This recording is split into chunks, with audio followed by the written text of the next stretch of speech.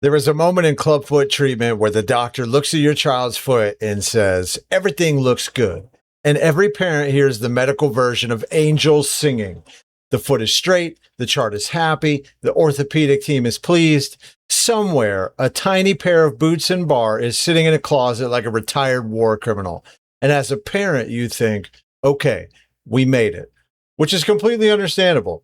But today we are talking about the part that can show up later, especially in the teen years. What happens when the foot is medically corrected, but your teenager is still trying to figure out how they feel about their body? Because a corrected foot does not automatically create a confident teen. This is the point of this video. We're not talking about whether treatment matters. Of course, it matters. Casting, bracing, surgery, decisions, relapse prevention, follow-ups, all of that matters. Nobody is saying, forget orthopedics. Just give the child good vibes in a playlist. That is how you end up with a motivational poster and a preventable limp. We're talking about the next layer. As kids grow, Clubfoot stops being only about foot position. It can become about body image, movement, comparisons, scars, calf size, confidence, sports, and whether the teenager trusts their body in normal daily life. And that matters because the teen years are already a psychological escape room. Your child is dealing with school, friends, phones, social pressure, hormones, mirrors, photos, clothes, and whatever new form of emotional damage is currently trending on TikTok. Then you add a body difference into the mix, and suddenly something that seemed medically fine may not feel fine to the person living with it. Parents should not assume that a good medical result means the emotional side is automatically handled. A teen can be doing well and still need support.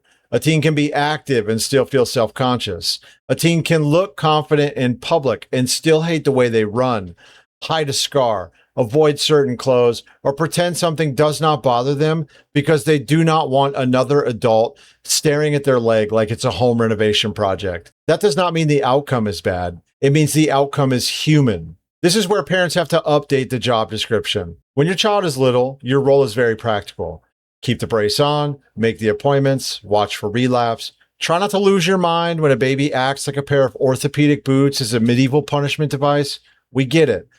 But when your child becomes a teenager, that job expands. Now you are not only protecting the correction, you are helping them build a sane relationship with the body they have. And that starts with not arguing them out of what they feel. If your teen says, I hate how my legs look, the least helpful response is, nobody notices. Maybe nobody does. But that sentence can land like, please stop having an emotion. It's like making the kitchen weird. A better response is simple. I get why that would bother you. Do you want to talk about it? That does not turn Clubfoot into a tragedy. It turns you into someone safe. And that is the difference. Because teenagers do not always announce insecurity like a TED Talk. They do not walk into the living room and say, Mother, Father, I'm experiencing a disruption in my physical self-concept related to congenital orthopedic history. No. They say, I'm not wearing shorts, or I hate the gym, or I don't want to go swimming.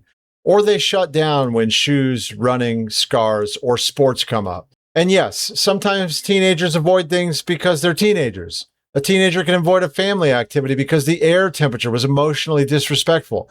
So no, you don't need to panic every time they are moody. But if the same pattern keeps showing up around their body, their movement, or their Clubfoot history, pay attention. One real-life example is sports. A parent may ask, can my child play sports with Clubfoot? And that's a fair question. But the better question is, as they get older, is, does movement help my child feel capable, or does it make them feel exposed?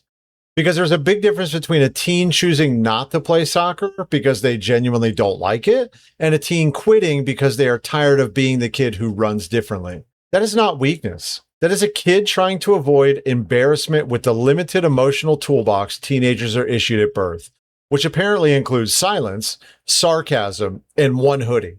Another real-life example is appearance. Parents may see scars or calf differences as proof of everything their child overcame. And honestly, that's a beautiful way to see it. But a teenager may not be there yet. They may just see something that makes them feel different at exactly the age when different feels like being personally attacked by the universe. So the move is not to deny the difference. The move is to help them carry it without shame. That means giving them language, simple language, not a medical dissertation in the middle of a locker room, just enough so that they can explain Clubfoot without freezing, shrinking, or feeling like they need to apologize for existing with a footnote. Something like, I was born with Clubfoot. I had treatment when I was younger. My foot, leg, or legs may look or move differently, but dude, I'm good. Like I'm Gucci. That is not dramatic. That is not oversharing. That is a teenager having a sentence ready before some other kid asks a question with all the grace of a raccoon in a ceiling vent. And parents, this is the empathetic part. You are not wrong for feeling relief when the foot is corrected.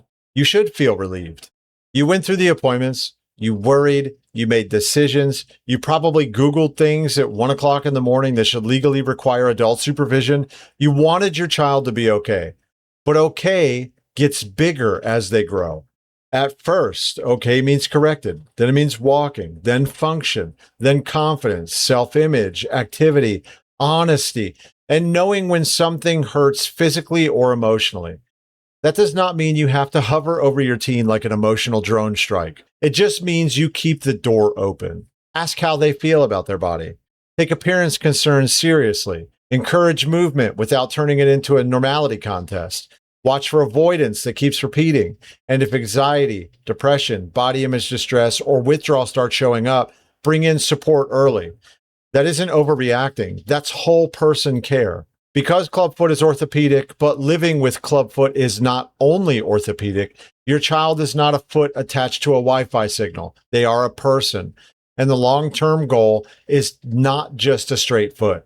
It is a teenager who can live with their body without feeling like their body is a problem they have to hide. If you are a parent trying to understand the mental health, body image, confidence, and self-image side of Clubfoot in the teen years, I wrote the full guide over at clubfootforward.com.